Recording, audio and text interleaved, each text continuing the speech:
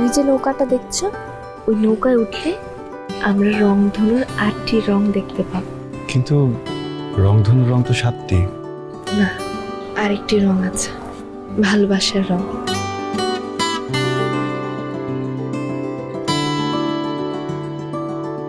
এখন তো তোর প্রমোশন হয়েছে, বড় একটা কোম্পানিতে চাকরি করতেছিস, তোর এই বিয়ের কথা বলতে বলতে না আমি নিজে অসুস্থ হয়ে যাচ্ছি।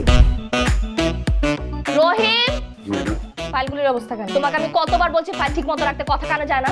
আপনার না সরি আর বলতে হবে না। আপনি যদি next time dress code maintain না করেন, আপনার চাকরি কিন্তু আমি খেয়ে দিব। সবাই আপনাকে খুব ভয় পায়। আপনি পান না? না, আমার আন্ডারে কাজ করলে আপনিও পেতেন, দৌড়ের উপরে থাকতেন। অ্যাটলিস্ট কাছাকাছি তো থাকা হতো। হোয়াট? তোমাদের কি একটা কাজও ঠিক মতো হয় না? এত বড় ভুল কিভাবে করলা তোমরা? সেটা তুমি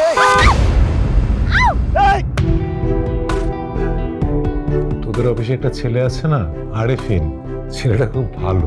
তুমি কি ওদের বাসায় আবার বিয়ের প্রস্তাব পাঠাতে চাচ্ছ নাকি? কিন্তু ওই যে আমার একটাই শর্ত, যৌতুক দিয়ে তারপর আমাকে বিয়ে করতে হবে। আমি রাজি। নীলা ইসলামকে বিয়ে করতে হলে যৌতুক হিসাবে দিতে হবে 10 লক্ষ টাকা।